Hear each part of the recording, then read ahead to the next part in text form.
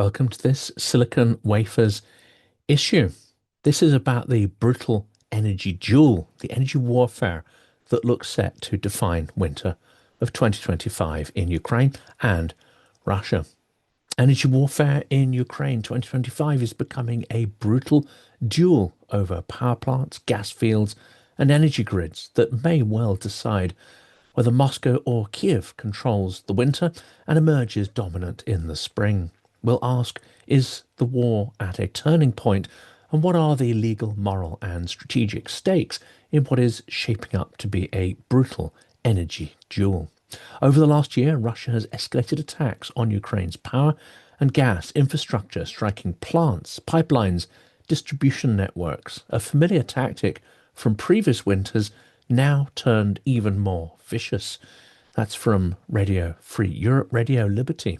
A recent strike on a Ukrainian thermal power plant seriously damaged the facility, according to Ukrainian authorities. Meanwhile, Russia's latest massive targeted Naftogaz gas facilities assault is one of the largest ever gas sector strikes. That's according to AP News.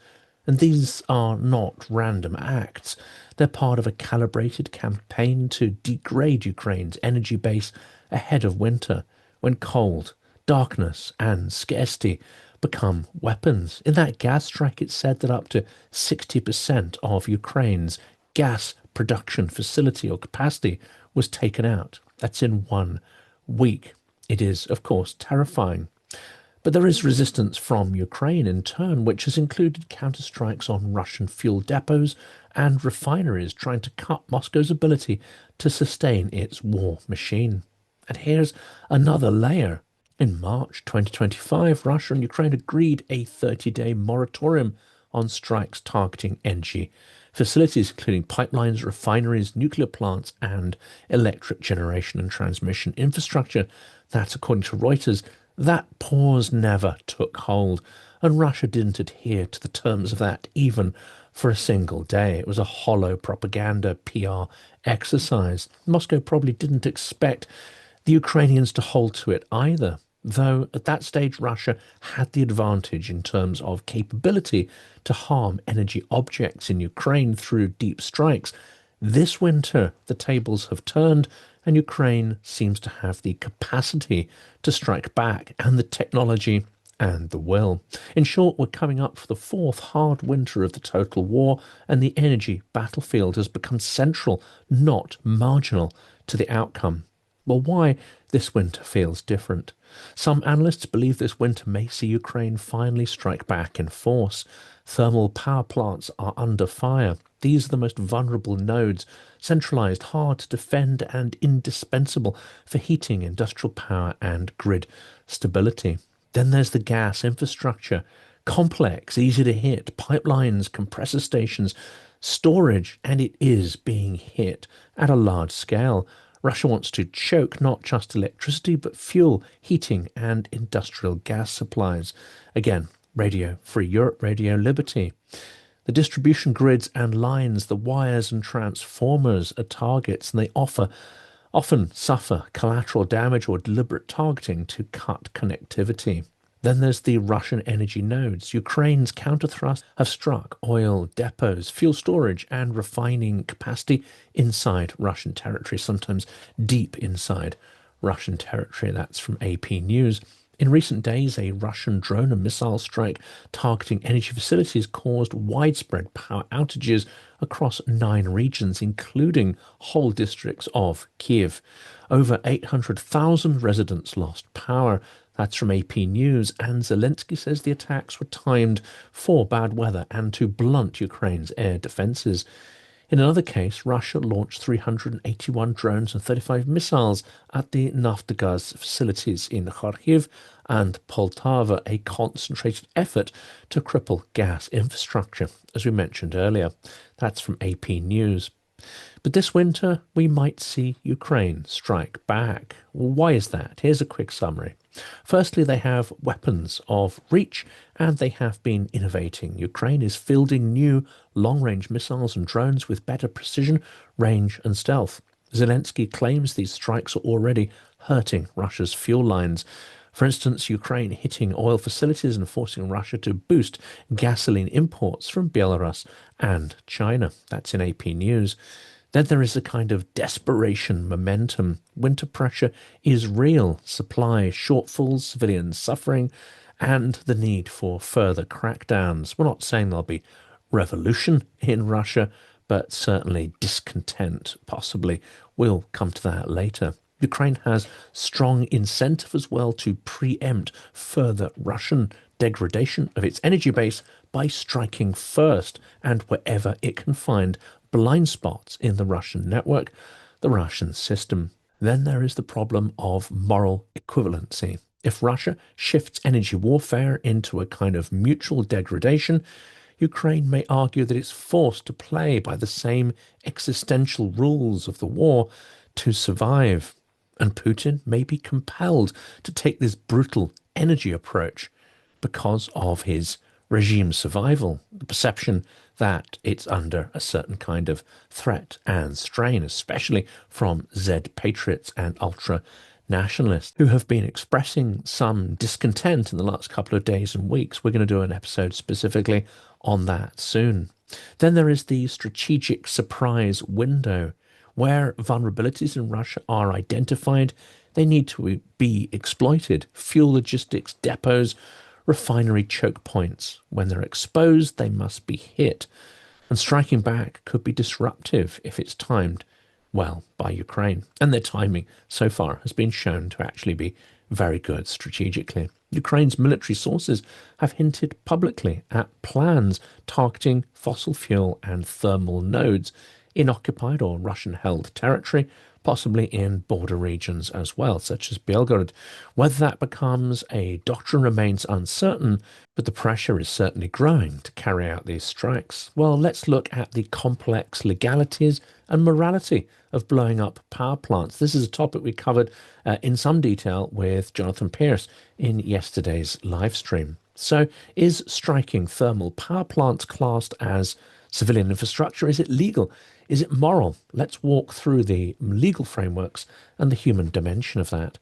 The legal framework, LOACIHL, under international humanitarian law, especially the law of armed conflict, civilian objects, including energy infrastructure, are protected unless they make an effective contribution to military action, and their neutralization offers a definite military advantage. Well, Russia has a huge military industrial complex. It would not be hard, in fact, to find these military justifications to hit many, many power plants across Moscow, and ones that would at the same time have a huge knock-on effect on civilians. But if they have a support role to the military, this doctrine here is absolutely clear. They are valid targets. Ukraine will not be short of options under this definition.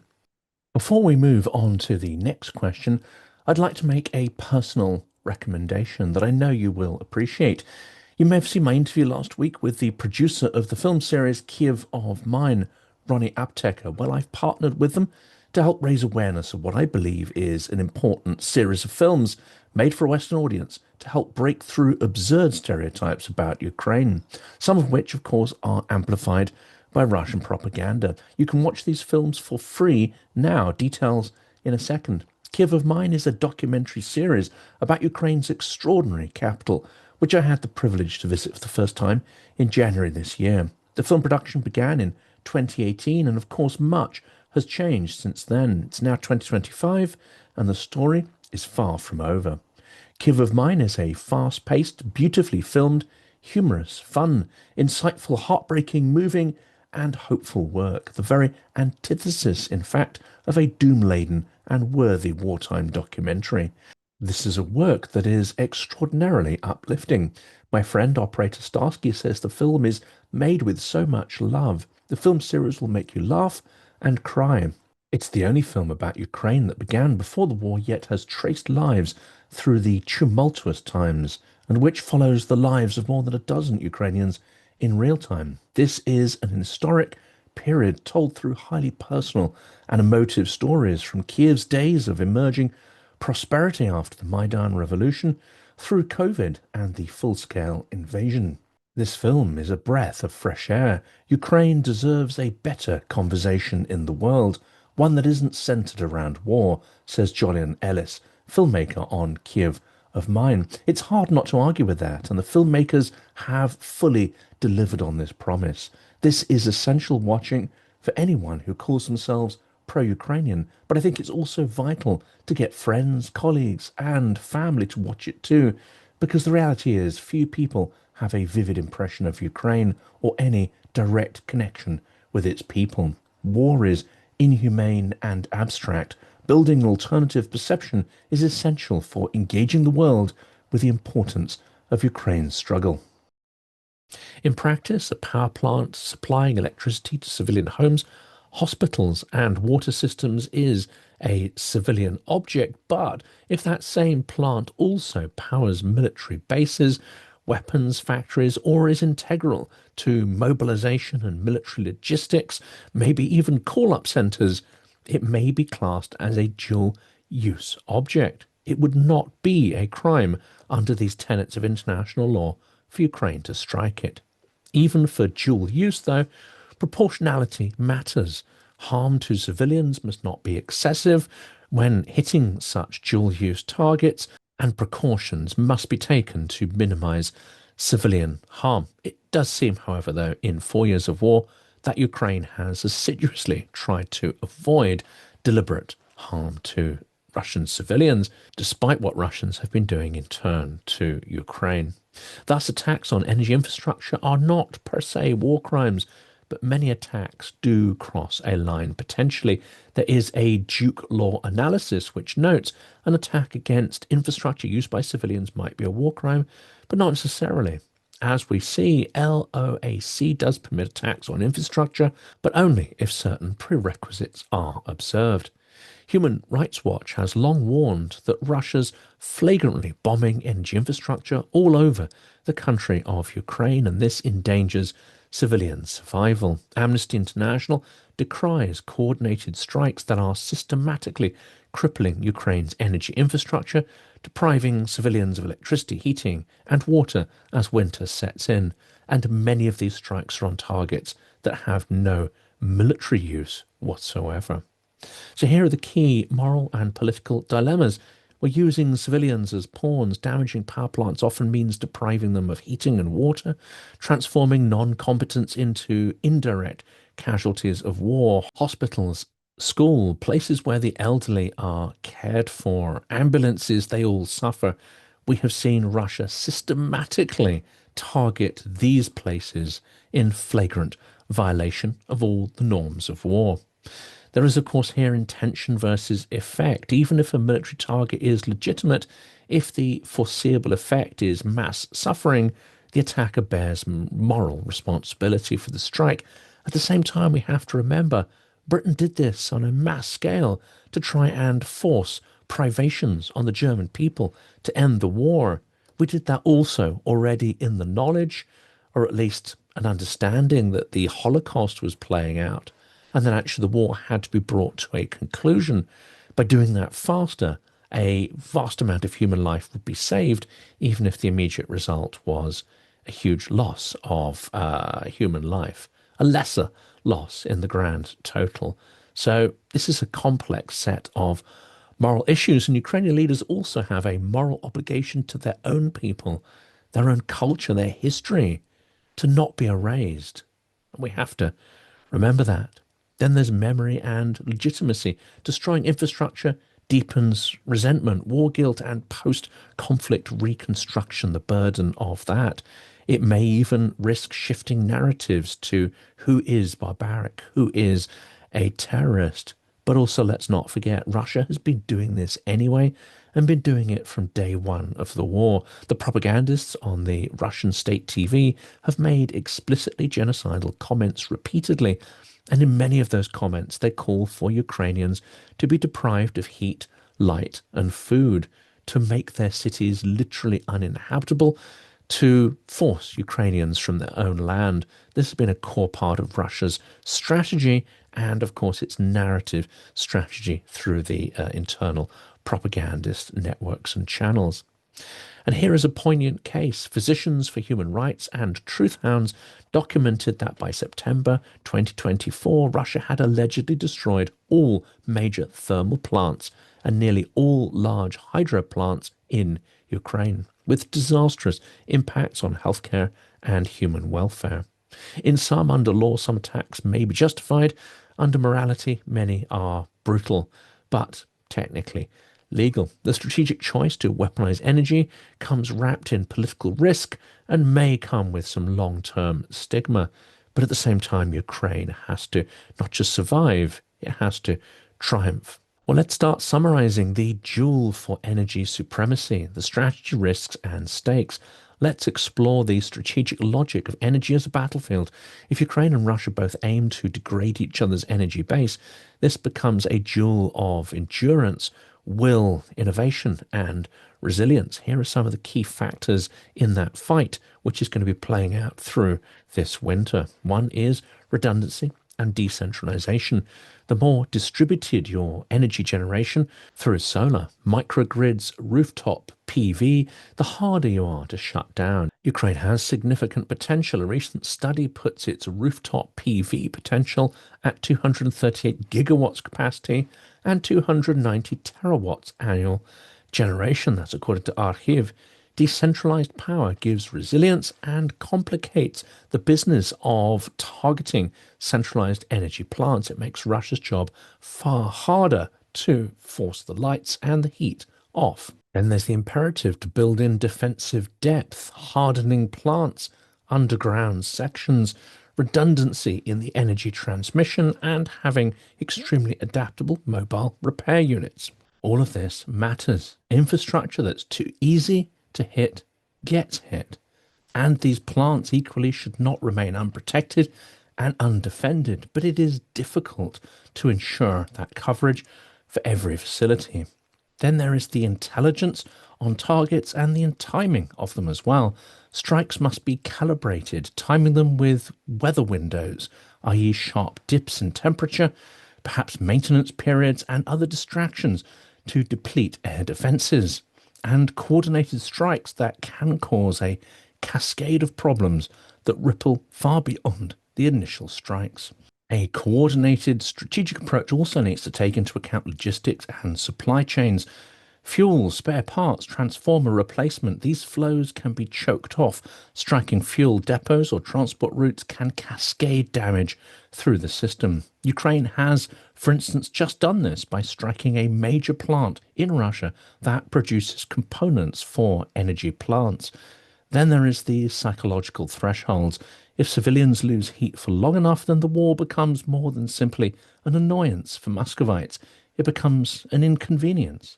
If the fuel shortages intensify, then it could reach the point of becoming a threat. Putin has assiduously shielded the main urban populations from the impacts of the war to date, but this control of the narrative may start to slip this winter. Then there is the international response and reputational calculus. There is a chance that attacks that kill or disable civilians en masse provoke international disquiet, expand the legal risks, and may erode support for Ukraine's cause, which has more or less held up until now. But Ukraine has been careful to avoid civilian harm in the war, and it would of course be hypocritical in the extreme to criticize Ukraine when Russia's core strategy from the very start has been brutal murder at scale, genocide, torture, abduction, and rape on an absolutely unimaginable scale. So will winter 2025 be decisive? This winter may mark a tipping point if one side successfully cripples the other's energy base while holding its own subsequent offensives, holding up population morale and industrial output, then the narrative control may shift decisively in favour of one or the other party. Ukraine's political and military leadership likely sees this as a moment to push, to force Russia into expensive concessions or potentially collapse. Russia, by contrast, will double down, believing that stripping Ukrainian resilience now will short-circuit Kiev's survival, which of course is its long-term objective. Victory in this duel doesn't necessarily guarantee battlefield success, but it may determine whether Ukraine prevails in 2026 and Russia crumbles through a precipitous energy and economic collapse. It may turn out to be this rather than a battlefield breakthrough that forces Russia to retreat behind its own sovereign borders. Well, let's bring a few voices of analysts, activists, journalists to ground some of the things that we've talked about and to close out this episode. It is precisely the civilian and energy infrastructure that is the main target of Russia's strikes ahead of the heating season. That is, according to President Zelensky, quoted after the recent strikes and reproduced by CBS News. Strikes are systematically crippling Ukraine's energy infrastructure, depriving civilians of electricity, heating, and water as winter sets in. That's from Amnesty International. These claims reflect what many field reporters see: layers of destruction, cascading system failures, and a country forced to frantically reroute, repair, and ration ahead of a tough and cold winter. In Kiev, repair crews race night and day. In the east, energy lines run the gauntlet within fragile frontline areas. Hromadske and local Ukrainian media have reported rolling blackouts, hospital heating failures, and bleak coping strategies. Meanwhile, analysts such as Mark Galeotti in Moscow's Shadow highlight how Russia's energy coercion is part of a larger imperial toolkit, not just a war tactic, but a mode of domination.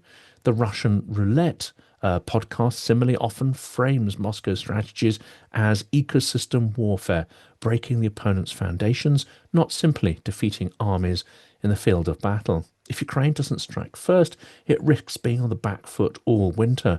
Russia has more artillery, more missiles, but their energy nodes are stretched thin and over a huge geographic canvas, which is increasingly difficult to defend. Precision drones could change that balance. That's according to an anonymous analyst, and the same anonymous strategist warns: hit too deep, kill too many civilians, an international support phrase. Ukraine doesn't want to become like its enemy, yet it also needs to survive and emerge in 2026 in a position to fight and resist, as Russia is unlikely to collapse as an immediate result of a winter of hardship and privation. Weakened and with a brittle regime, certainly, but Putin is showing no signs of wanting to stop, showing no signs that his brutal aggression has any limitations whatsoever. A final word from our partners, the makers of Kyiv of Mine. All three films are now available to watch for free on YouTube. Please check out the links to the dedicated website, which tells you more about the film, its subjects, and the filmmakers. Also in the description is a link to the YouTube channel where you can watch the films now. Do let us know in the comments what you think of them and if they inspire you as much as they have inspired me.